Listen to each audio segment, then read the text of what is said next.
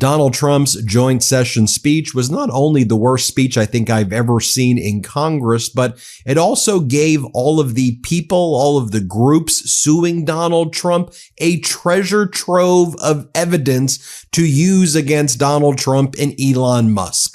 Let me explain. During one portion of the speech, Donald Trump praised Elon Musk and specifically referred to Elon Musk as the head of Doge, which Donald Trump says was a department that he and Elon Musk created. Now, this directly contradicts the declarations and affidavits that were submitted to federal courts, which said that Doge is not a new department or agency and that Elon Musk is not its head. It's not its leader. I want you to watch what Donald Trump just said. He's going to potentially cause a lot of lawyers that work at the DOJ to be very nervous tonight that they may lose their bar licenses. And he also provided a gift to the people who are suing him, suing Musk, to get accountability. Here, play this clip. And I have created the brand new Department of Government Efficiency. Doge. Perhaps you've heard of it. Perhaps.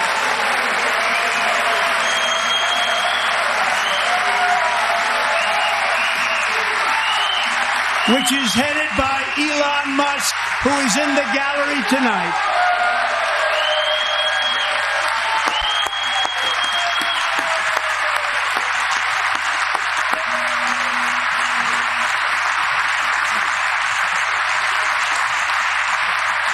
All right, so now let's just take a look at some of the affidavits, some of the declarations that were submitted on behalf of Doge in the various court proceedings. Take a look at this one, for example, and there have been declarations like this in numerous cases.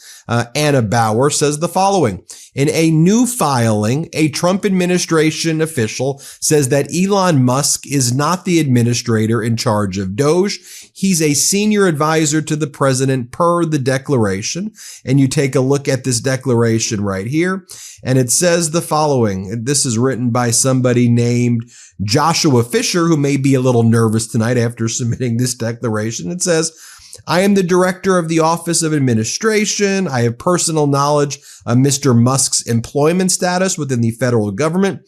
Mr. Musk is an employee of the White House. He holds the position as a non-career special government employee, SGE. In that job, Musk is a senior advisor to the president. It says it's not uncommon to have that position. Then it goes on to say, the U.S. Doge Service is a component of the Executive Office of the President. The U.S. Doge Service temporary organization is within U.S. Doge Service. Both are separate from the White House office. Mr. Musk is an employee of the White House office. He is not an employee of the U.S. Doge Service or U.S. Doge Service temporary organization. Mr. Musk is not the U.S. Doge Service administrator. Because Donald Trump right there seemed to say that Elon Musk is the head of Doge, which is its own department, not something that already existed. Let's take a look at some of the other court cases where we can find various representations that were made to the courts that, again, seem to contradict what you just heard there from Donald Trump. Like, here's a case before Judge Chong. It's a 3-hour preliminary injunction hearing, which took place last week. Involving a case against Elon Musk and Doge for violating the appointments clause. And this federal judge grew frustrated when the government's lawyer was unable to answer question about Doge's chain of command and Musk's role. I'm sure what Donald Trump just said at the joint session is going to be shown to this judge quite immediately. Here's the conversation or the questions from the judge and the government lawyer. Judge, who was the head of Doge before Amy Gleason? Because one of the things that the Trump administration did is basically pick this like random person who worked at UDS, the United States Digital Services, and her name was Amy Gleason, and said that she is actually the head of Doge to try to use her as a cover-up for Elon Musk, who's really running the show, as you heard Donald Trump just said. So this judge's like, who's Amy Gleason? You're saying Amy Gleason? Who's this person? Who's the head of Doge before Gleason? Government counsel. I can't answer that. I don't know. Judge. I mean, that seems like a pretty knowable fact. You don't know who was running it before Amy Gleason. Government counsel. I'm sure it's knowable. I just don't know it. I'm very conscious of being accurate with the court. I can't make a representation, Your Honor. Judge. Have you asked anybody? Government lawyer. I have not asked. Actually, strike that. I have asked previously, but I wasn't able to get the answer. Judge, are you saying there was an administrator before Miss Gleason, or that there was nobody until this new person, Gleason, was put in? Government counsel. I'm not saying either because I just don't know. Judge, is there a piece of paper, counsel, like an appointment paper? Is there one that says Elon Musk, senior advisor to the president, not the head of Doge? Government lawyer. Sorry, now you're talking about Elon Musk, not the Doge administrator? Judge. Listen, counsel, the plaintiffs who are suing Trump and Doge are saying that Musk is the head of Doge. You're saying Musk isn't the head of Doge, but we can't tell you who was, which admittedly is highly suspicious. So I'm not at this point saying that you're not being candid, but this whole operation raises question. There's an affidavit saying he's a senior advisor of the president, but there's a strange disconnect where he has referred to himself in public as affiliated with Doge and not as a senior advisor to the president. Until recently, after these lawsuits were filed, his position apparently has changed. Having some backup documentation for that would be useful. This is also from that same encounter with the judge. The judge goes, so why do we get a declaration from these people, but there's no documentation or anything there? To which the government lawyer said, look, judge, it's just important that everyone understands the context here. Since January 20th, we received approximately 80 lawsuits, and our staff at the Justice Department's Federal Programs Branch has been cut in half. We have about half the number of staff we had in November, and we are working on expedited schedules. The judge is like saying, so I'm just trying to understand this. Like, are you saying that you don't have the staff? This is what the judge goes. So you're saying the Justice Department isn't taking this case seriously, that you're not staffed sufficiently? To which the lawyer goes, it's the opposite. I've been working day and night since January 20th. We're working really hard. And the judge is like, I understand that, but come on, come on here. So let me just show you.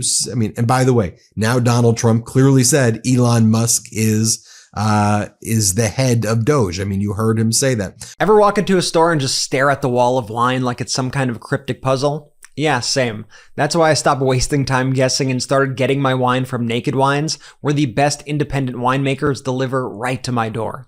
This podcast is sponsored by Naked Wines. It's 2025. Do you still shop for wine like it's 2005? Well, time to upgrade. Naked Wines connects you directly to world-class independent winemakers so you can get award-winning bottles delivered straight to your door without the massive retail markup. I recently enjoyed a bottle of the Matt Parrish Napa Valley Cabernet, and let me tell you, it was incredible. I love cracking open a bottle, putting my phone away, and actually enjoying the moment with friends and family. Here's how it works. Naked Wines cuts out the middleman, letting winemakers pass the savings on to you. So you get top tier wine at up to 60% off store prices. No gimmicks, no memberships, just amazing wine. And if you need to pause or cancel, it's super easy. Now is the time to join the Naked Wines community. Head to nakedwines.com/Meidas, click enter voucher, and put in my code Meidas, that's MEIDAS, for both the code and password to get 6 bottles of wine for just $39.99 with shipping included. That's $100 off your first 6 bottles. That's nakedwines.com/Meidas and use code Meidas for both the code and password and get 6 bottles for just $39.99. Cheers.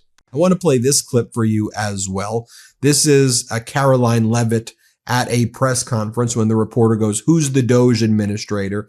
And she goes, I'm not going to reveal the name of that individual from this podium. That's what she said first. a few weeks back. Play this clip. Thanks, Caroline. I wanted to ask about a federal judge yesterday was saying that they didn't know who the Doge administrator was and was asking the lawyer for the administration who it was, and the lawyer responded, "I don't know the answer to that. Can you tell us who the administrator of Doge is?" Again, I've been asked and answered this question. Elon Musk is overseeing Doge. There are No, Elon Musk is a special government employee, which I've also been asked and have answered that question as well. There are career officials at Doge. There are political appointees at Doge. I'm not going to reveal the name of that individual from this podium. I'm happy to follow up and provide that to you. But we've been incredibly transparent about the way that Doge is working. John. So then she said it was Amy Gleason, and then they just made up that it was this Amy Gleason person. And so she goes, I told you who it was. It's Amy Gleason. Everybody knows that. Everybody knows it. Aren't there bigger things in the world who the Doge administrator is? Here she is saying that. Did you Rachel. announce her position to the rest of the Doge staff? Everybody knew, and we said who she was to all of you because you are hounds in the media who are so obsessed with this for some reason. So in the effort of transparency, we told you who that person is. There are so many bigger things in the world than who the Doge administrator is. But for some reason, everybody in the press corps is so obsessed with this that you were incessantly asking. So we thought, okay, we will be transparent. So now you know who it is. Any further questions? And then here she is saying she's been the Doge administrator for quite some time. And then the reporter's like, but it seems like the Doge staff just found out yesterday. Here, play this clip. Exactly did Amy Gleason start her job as Doge administrator? So Amy Gleason has been the Doge administrator for quite some time, I believe several weeks, maybe a month. I'm not actually sure of the specific timeline. She's a career official.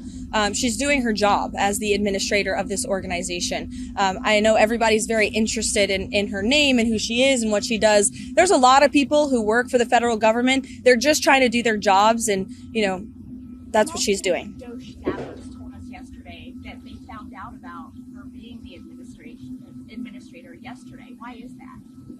You have to ask them. They're clearly unaware. I don't know. Did you Rachel. announce her position to the rest of the Doge staff? Everybody knew, and we said who she was to all of you because you are hounds in the media who are so obsessed with this for some reason. Now, see, one of the other big things as well is if this is a new department that was created, as Donald Trump said, it's a new department. A new department requires Congress because we were supposed to be a democracy, not an authoritarian regime. And so this is why the whole kind of the fraud that the Trump administration was pushing was to say that Doge wasn't a new thing. They were saying you have the United States Digital Service, UDS, which was already in existence. But by the way, what they were basically doing was just like helping with the websites. They were like, almost like IT support. Like it wasn't government agencies and nothing to do with that. So what the Trump administration, the regime tried to say is that, UDS is Doge. So Doge just was a rebrand of UDS. It wasn't like they created a new department and Elon Musk is not its head. Because if you had to do that, then Elon Musk has to sit for depositions and he's got to answer for what's going on, which they want to hide. That's why they're saying, he's a special advisor to avoid FOIA requests, Freedom of Information Act requests, because he doesn't want to have to answer for it. And if it's a new department, Congress had to create it. So by Donald Trump saying what you heard at the outset, it's basically a stunning admission, also not that stunning, that the whole operation is unlawful. I bet you lawyers start using that right away and they're going to go to court with it. It's what I would do. It's the first thing I would do. Take that right away to the judge. Tell me what you think. Hit subscribe. Let's get to 5 million subscribers. Thanks for watching. The truth is more important than ever. Check out our new Truth Over Lies collection at store.MeidasTouch.com. All 100% USA union made.